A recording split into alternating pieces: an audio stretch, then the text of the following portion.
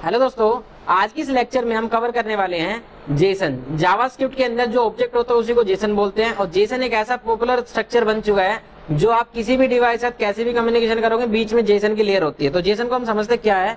MS paint हमने start किया, यहाँ पर आप समझो क्या है। यहाँ पर आपके पास मान चलो मोबाइल है, ठीक है, और यहाँ पर आपका सर्वर है जो रिस्पॉन्स कर रहा है, ठीक है। मोबाइल है, वेबसाइट है, कुछ भी चीज है, उन सब के लिए डाटा जो आ रहा है यहाँ से, इन दोनों यहाँ से जो डाटा आता है वो कैसे कम्युनिकेशन होता है, वो जेसन के थ्रू ही होता है, ठीक है। किसके थ्रू होता है? जेसन। जेसन मतलब जावास्क्रिप्ट ऑब्जेक्ट नोटेशन, जेसन, ठीक है। जावास्क्रिप्ट ऑब्जेक्ट नोटेशन, जेसन इसको बोलते हैं। अब एक चीज और, एक बड़ी एग्जाम्पल बताता हूँ जो शायद मजेदार रहे आपके लिए। तो सबसे पहले आप समझो कि मुझे नहीं पता आप लोगों को में से किसने वो टाइम देखा हुआ है कि एटीएम जो था ना, अगर आपके पास एसबीआई का एटीएम था तो आप सिर्फ एसबीआई के एटीएम कार्ड से, एटीएम से ही, एसबीआई के एटीएम से क्या निकाल सकते हो?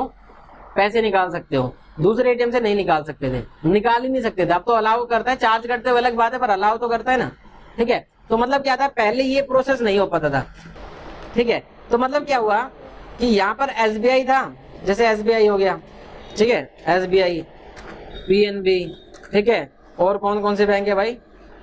एचडीएफसी, आईसीआईसीआई, ठीक है। तो एक लड़का था वो बोलता था आईसीसीआई, ठीक है। तो चलिए जो भी है, ये हमारे पास क्या है, ये सारे बैंक्स हैं। ये बैंक्स क्या करते हैं कि भाई कहते हैं कि देखो, अब आप एक बात बताओ, किसी बंदे को, ये है मान चलो कोई बंदा, ये ए पर्सन है, अब इसको पता करना है बैंक को, बैंक के पास ये आया लोन लेने के लिए, ठीक है, बैंक के पास आया लोन लेने के लिए। अब लोन ये लेना चाहता है, कौन? ए आया बैंक के पास कि भैया मुझे लोन चाहिए। अब कोई सी बैंक के पास गया, कौन से बैंक के पास गया हमें नहीं पता, एबीसी है, एबीसी बैंक है, ठीक है। अब ये बैंक को कैसे पता चलेगा ये बंदा फ्रॉड है कि नहीं है? कैसे पता चलता है भाई आजकल? डिटेल्स पता चल जाती है। वो डिटेल्स कैसे गेट करते हैं? तो पैन कार्ड से गेट करते हैं। तो ये कहता है भैया एक काम करो भाई, ठीक है हम आपको लोन ले देंगे, आप हमें ना पैन नंबर बता दो अपना। तो कहेगा अरे क्या दिक्कत है, पैन नंबर बताने, बता दी। इसने पैन नंबर बताया, इसने इस पैन नंबर से क्रॉस वेरिफिकेशन कर लिया सभी बैंक्स के अंदर। तो सभी बैंक्स के अंदर क्या करेगा, क्या इनके डाटाबेस का एक्सेस दे रहा होगा? डाटाबेस समझते हो ना, जहां पर सारा रिकॉर्ड रखा रहता है उसको डाटाबेस बोलते हैं। तो क्या ये एक्सेस देगा? नहीं। ये कहते हैं भैया सिस्टम के अंदर एंट्री नहीं, गलत बात। तो क्या होता है, यहां से हिट करी जाती है एपीआई। क्या हिट होती है? API, application programming interface. API का मतलब आप समझो बस एक यूआरएल हिट होता है, ठीक है। उस यूआरएल में आर्ग्यूमेंट में पैन नंबर पास कर दिया जाएगा और वो यूआरएल जाकर के कहीं पे सर्वर पे हिट करेगा, और ये एक सेंट्रलाइज लोकेशन होगी जो इन सब के साथ कम्युनिकेशन कर रही होगी। और कम्युनिकेशन क्या है, ये सब के सब डाटाबेस शेयर करके रखते हैं? नहीं, सिर्फ कनेक्टिविटी करके छोड़ते हैं, और कनेक्टिविटी के बाद ये डाटा देने के लिए यहाँ पे रिस्पॉन्सिबल होते हैं, ठीक है। तो यहाँ पर सभी के सभी क्या है, अवेलेबल हो गए। अब हुआ क्या, बट ठीक है कि सब लोगों ने की कनेक्टिविटी यहाँ पे हो रखी है। ये एक सर्वर है मान चलो, इस सर्वर पे कनेक्टिविटी हमने एपीआई हिट करी और सर्वर पे जाकर के वो हिट हो जाएगी। अब पर इसमें क्या गया, पैन नंबर गया बंदे का जब पैन नंबर गया तो पैन नंबर से क्या हो जाएगा भाई, जो ये पैन नंबर यहाँ आया है, इस पैन नंबर के बेस पे यहाँ से डिटेल निकालेगा, जो भी उसकी इन्फॉर्मेशन होगी वो जेसन फॉर्मेट में रिटर्न करेगा। यहाँ पर क्या आ जाएगा, जेसन फॉर्मेट, जेसन, ठीक है। और एक एग्जांपल बताता हूँ, ठीक है। जेसन को फिर रीड करके हम डिस्प्ले करवा सकते हैं अपने सर्वर की साइट के ऊपर, ठीक, बैंक की साइट के ऊपर भी देख सकते हैं। अच्छा, एक और एग्जांपल बताता हूँ इसका, समझ में आ गया नहीं? एग्जांपल मतलब एक ऐसी कॉमन तरीका होता है फाइल शेयरिंग का कि कोई भी उसको कोई भी लैंग्वेज रीड कर सकती है, जावा, पीएचपी, पाइथन। अब ये समझो और थोड़ा सा और आसान तरीके से बताता हूँ। मान के चलो हमारे पास अलग अलग लैंग्वेज है, ठीक है। हमारे पास है जावा, पीएचपी, पाइथन, नोड, ठीक है। और भी कौन कौन सी लैंग्वेज है? और भी दुनिया भर की लैंग्वेज है, कोटलिन, ठीक है। ये सब लैंग्वेज है। अब ये लैंग्वेज क्या करती है, अपनी अलग अलग सिंटेक्स को फॉलो करती है। अब इसका प्रोग्राम तो इसमें चलेगा नहीं, तो क्या होगा, अगर इन दोनों इनको आपस में कम्युनिकेशन करना तो सेंट्रलाइज चीज बना देंगे।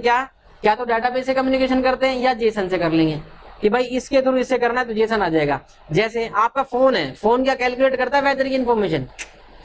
फोन नहीं कैलकुलेट करता, फोन तो बताता है। फोन में तो सिर्फ आपको पता चलता है अच्छा आज मौसम के विभाग के हिसाब से ये जानकारी, आज ऐसा पता चलता है जैसे आज बारिश होगी, ऐसा प्रेडिक्टेड पर होती नहीं है, ठीक है, कोई बात नहीं। आप समझे मेरी बात को? तो क्या हुआ कि यहाँ पे जेसन फॉर्मेट अवेलेबल होता है, मतलब यहाँ से जो डाटा कोई भी प्रोग्रामिंग लैंग्वेज होगी वो जेसन फॉर्मेट में अपने मोबाइल के लिए अवेलेबल करवा देता है। मोबाइल के अंदर एंड्रॉइड जो रहता है ऑपरेटिंग सिस्टम, वो कोटलिन लैंग्वेज का यूज करता है या अदर लैंग्वेज रिएक्ट नेटिव का भी यूज करके कर सकता है, कोई भी हो। तो जो डाटा रीड करता है यहाँ से कम्युनिकेशन करने का जरिया क्या होता है, जेसन। और एग्जाम्पल बताता हूँ, मान के चलो यहाँ से आपको दिल्ली जाना है, बीच में आप कहाँ जाओगे, बस स्टैंड जाओगे ना, तो बस स्टैंड एक सेंटर पॉइंट हो गया ना, तो मतलब ऐसे ही जेसन का एक सेंटर पॉइंट हो गया एक तरह से, वो किसी भी कम्युनिकेशन करवा सकता है। ठीक है भाई, एक कॉमन फॉर्मेट जो सबको समझ में आए। या फिर एक ऐसा समझो कि एक बंदा है जिसको सारी लैंग्वेज आती है, 4 बंदे हैं अलग अलग लैंग्वेज के, ये चाइनीज का, जापानीज का, ये दूसरी लैंग्वेज का है, तो ये क्या कर रहा है, कम्युनिकेशन करना चाहते हैं सारे के सारे। तो कम्युनिकेशन करना चाहते हैं, जो सेंट्रलाइज बंदा है उस बंदे से कम्युनिकेशन करेंगे, वो दूसरे को बता देगा। ठीक है, तो जेसन क्या है, एक ऐसा फॉर्मेट है जो सबको समझ में आता है, एक ऐसा सिंपल सा बंदा है जो सबको समझ में आता है। तो जेसन को हम समझेंगे आज। ठीक है, ये सारी स्टोरी बताने के पीछे है कि जेसन के बारे में पता चले क्या है। आज जेसन का मतलब बहुत ज्यादा यूज होता है, और पहले यूज होता था एक्सएमएल का। किसका यूज होता था, एक्सएमएल। अब एक्सएमएल थोड़ा सा कॉम्प्लेक्स होता है और थोड़ा कठिन भी रहता है, टफ पड़ता है, थोड़ा सा टफ पड़ता है। ठीक है, तो जेसन इजी है और प्रोसेसिंग पावर भी कम लगाता है, तो इसलिए जेसन की तरफ हम मूव ऑन कर गए। अब समझते हैं अपने जावास्क्रिप्ट के अंदर भी क्या करते हैं। अब जावास्क्रिप्ट में जेसन का क्या काम, जावास्क्रिप्ट में जेसन का काम है भाई क्या, इसको मैं बंद कर देता हूं। जावास्क्रिप्ट में जेसन का काम ये है कि जो डाटा है, जो एपीआई है, वो हिट करने पर जो रिटर्न आता है, रिजल्ट, वो क्या आता है, जेसन फॉर्मेट में आता है। इसका एक एग्जांपल बताता हूं, मैंने लिखा पोस्टमैन। पोस्टमैन, अब ये क्या है, ये पोस्टमैन क्या है, ये डिजिटली पोस्टमैन है जो जाता है, हम बताते हैं उस एड्रेस पे और वहां से डाटा लेके आता है। ठीक है, और फ्री ऑफ कॉस्ट हमारे लिए काम करता है, बहुत समझदार है। ठीक है, वो वाली बात है। हम पता ट्रेन में जाते तब एक बहुत सुनाता था, वो एक छोटा सा ना वो जैसे खेलने का खिलौना होता था, उसको रबड़ का सा होता था, ऐसे भीजने से खराब नहीं होता ना वो। तो उसके लिए एक बंदा पता क्या बोलता था, कितना भी मारोगे रोएगा नहीं। और सही है यार, ये बढ़िया है। चलिए अलाउ एक्सेस कर देते हैं, 1 मिनट रुको।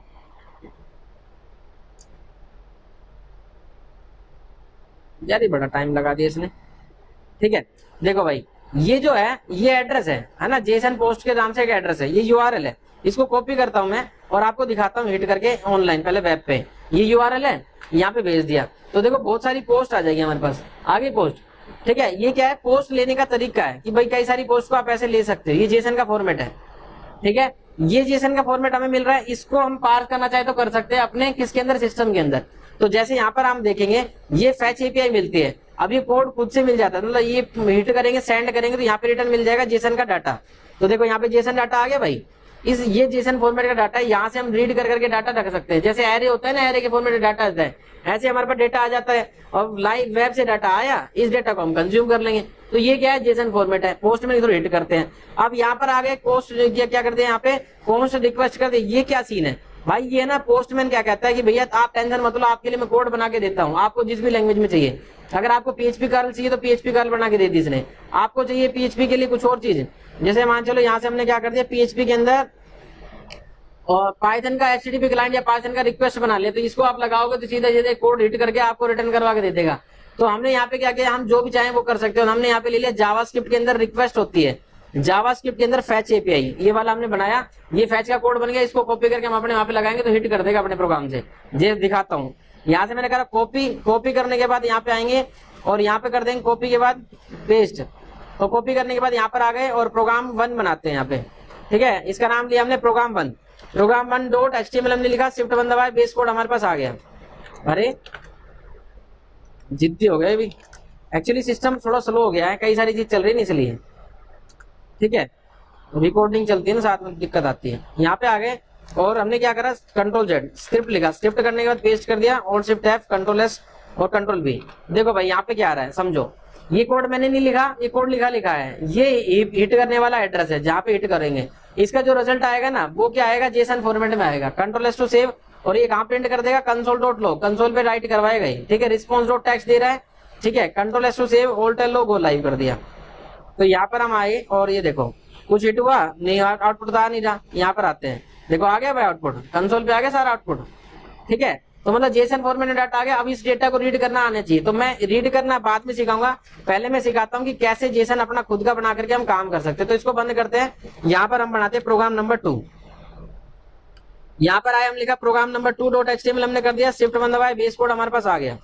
शिफ्ट 1 दबाए, बेस कोड हमारे पास आ गया भाई। बेस कोड लाने के बाद हम यहाँ पे क्या करेंगे, यहाँ पर हम आ जाएंगे और इसको पोस्ट में नहीं थ्रू हिट करने वाला काम बाद में करेंगे, पहले हम बेसिक बनाते हैं।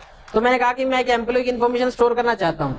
एम्प्लॉय लिखा इक्वल्स टू ब्रैकेट स्टार्ट, जैसे सीएसएस में स्टार्ट करते हो ऐसे सेम रहेगा। सीएसएस में होते हैं ना प्रॉपर्टी और वैल्यू, है ना, ऐसे इसमें की वैल्यू चलती है। तो मैंने कहा आईडी, यूजर को आईडी बता दी, आईडी के बाद कोलन लगाए, कोलन सेपरेटर होगा जैसा उसमें होता है।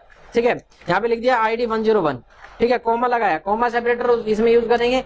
क्या, एक वैल्यू के बाद दूसरी वैल्यू को लाने के लिए। आईडी नेम, नेम लिखा, कोलन लगाया, हम लिख दिया यूजर 1, कोमा लिखाया। आईडी नेम डेजिग्नेशन हमने करा, यहाँ पे कोलन लगाया, हमने लिख दिया यूजर, सॉरी डेजिग्नेशन लिखना है, डेवलपर लिख दिया। यहाँ पे दे दिया सैलरी, ठीक है, सैलरी लिखा, ये सैलरी हो गई। और इसके बाद हमने इसको कर दिया, यहाँ पे सैलरी वैल्यू डाल दी। स्ट्रिंग में डाल रहा हूँ सारी चीज में फिलहाल, ज्यादा कंफ्यूजन मत ना हो, ठीक है। तो ये क्या है, ये एक जेसन का फॉर्मेट है, एक्चुअली इसको ऑब्जेक्ट बोला जाता है। और ये क्या है, इसको की बोला जाता है, और ये वैल्यू है। तो जेसन क्या है, की वैल्यू पेयर का एक कॉम्बिनेशन है, ठीक है। और ऐसे ही अपन सीएसएस में करते हैं, सीएसएस में वैसे ऐसे ही तो लिखते हैं भाई ब्रैकेट लगाने के बाद। तो यहाँ पर क्या करते हैं, हमने लिखा आईडी जैसे 101 लिख दिया, फिर उसके बाद लिखा नेम यूजर 1, ठीक है, डेजिग्नेशन ये दे दिया, ठीक है। अब इसको एक्सेस कैसे करते हैं, अब ये हमारे पास डेटा वहां से रन टाइम से आ जाएगा, तो उसको हम होल्ड करवाएंगे बाद में एक वेरिएबल में, फिर बाद में यूज कर पाएंगे। अब यहाँ पर आ जाते हैं। अब यहाँ पर आने के बाद हमने क्या करा भाई, हमने कुछ नहीं करना, सीधी सी बात है, डॉक्यूमेंट डॉट राइट लिखा, और मैं प्रिंट करवाना चाहता हूँ आईडी की वैल्यू, तो हमने लिखा एम्प्लॉय, ठीक है, एम्प्लॉय की ब्रैकेट में लिख देंगे आईडी। तो की वैल्यू पेयर में चल रहा है, तो आईडी लिखा, control S to save, go live, तो आईडी आ गई 101। अब हमने कहा कि यूजर की आईडी है, ठीक है।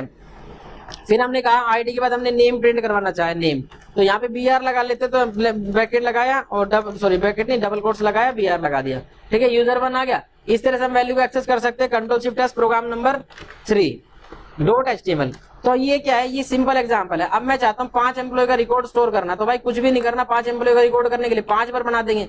तो 5 बार कैसे बनाएंगे कि हम एक एरे बना देते हैं, ठीक है, एक एरे बना देते हैं, एरे ऑफ ऑब्जेक्ट बना देंगे, तो वो भी हम लेके चल सकते हैं। तो मैंने लिख दिया यहाँ पे एम्प्लॉइज, एम्प्लॉइज हो गया भाई। एम्प्लॉइज इक्वल टू हमने क्या, यहाँ पे एरे स्टार्ट किया, एरे के अंदर पहली वैल्यू कोमा, दूसरी वैल्यू कोमा, तीसरी वैल्यू, चौथी वैल्यू, ऐसी आती है भाई। तो यहाँ पे हमने एंटर कर दिया, एंटर कर दिया, एंटर कर दिया, एंटर कर दिया। यहाँ पे 3 वैल्यू के लिए कोमा लगा दिया। तो मैंने क्या किया, इसको करा कॉपी, ऑब्जेक्ट को उठा लिया भाई, कट कर लिया, और इसको यहाँ पे पेस्ट कर दिया पहली वैल्यू के लिए। पहली वैल्यू हो गई कोमा, समझ गए भाई। फिर हमने क्या करा, कोमा लगाने के बाद दूसरी वैल्यू पेस्ट कर दी। फिर हमने क्या करा, ये कोमा लगा दिया, फिर तीसरी वैल्यू, यहाँ पे तीसरी थर्ड वैल्यू आ गई भाई, और इसके बाद कोमा लगा दिया, और फिर फोर्थ वैल्यू।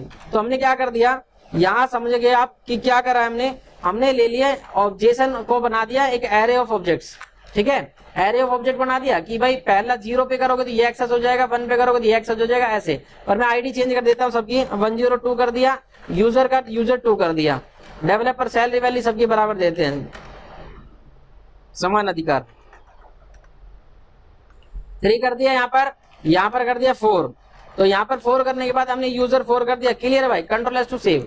अब इसको एक्सेस कैसे करेंगे, अब इसको एक्सेस करने के लिए हमने क्या करा, डॉक्यूमेंट डॉट राइट। और अब देखो एरे को कैसे एक्सेस करते हैं अपन, एरे को इंडेक्सिंग के बेस पे एक्सेस करते हैं।